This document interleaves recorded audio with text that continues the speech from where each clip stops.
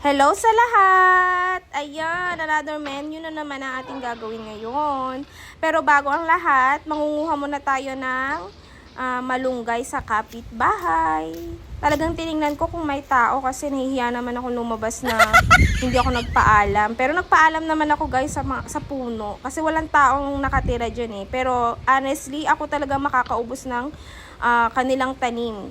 Kasi ako halos araw-araw kumukuha ng malunggay dito. Ayan, kaya tuwang-tuwa ako kapag nakakakuha ako kasi masustansya kasi ito guys. Kaya ayan, magsisimula na tayong magluto. Kaya naman tara, simulan na natin. Dito ang ingredient ko. May patola, sibuyas, at then meron ako ditong naka-reserve na garlic na may oil. Nilalagay ko siya sa ref para naman ready to go na siya. Hindi na ako magchachap-chap kasi medyo take time kasi siya kapag nagaano ko ng bawang. Ayan, ginisa ko na siya syempre sa ating oil, sibuyas, bawang, and then nilagay ko na dyan ang aking sardinas. Kahit anong sardinas na brand, pwede nyong ilagay. Ayan, pwedeng maanghang na sardinas, pwede din namang hindi. Ayan, pagkatapos niyan, sinunod ko na dyan yung aking patola. Konti lang yung patola ko kasi ako lang naman nakakain sa kayong anak ko. Pinapakain ko talaga siya ng mga gulay-gulay, ganyan, ng Filipino food para naman alam niya yung lasa pagka tumanda na siya. Mahirap ang pihikan sa panahon ngayon, mahal ang bilihin, kaya naman lahat halos ginagawa na natin ng paraan.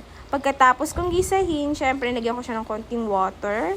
And then, inalog-alog ko siya dun sa lata kasi kailangan sayang naman yung sabaw niya, sauce niya talaga. Pagkakulo niyan, ilagay ko na dyan yung aking sotanghon. Siyempre, kailangan hindi malabo yung sotanghon natin para naman hindi siya labsak pag kinain. Talagang Tagalog ako guys, no? Ayan, pag kumukulo-kulo na dyan, maya-maya nilagyan ko siya ng konting patis. Yan yung mga pangpalasa ko. Hindi kong lalagay masyado ng mga anik-anik kasi yung anak ko masama sa health niya. Yan. Pagkatapos siya, syempre, tinikman ko. Medyo okay naman. Napasado na, guys. Masarap na ulam. Simple at mura lang. Pasok sa ating mga budget, mga mami na nagtitipid. Ayan. Kaya naman kapag ayan na, ready na siya, kakain na tayo. Yan. Ang aking mahiwagang malunggay. Tara, kain na po tayo mga mami, ka-reels.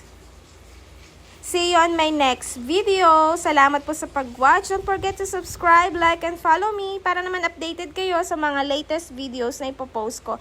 Maraming salamat. God bless.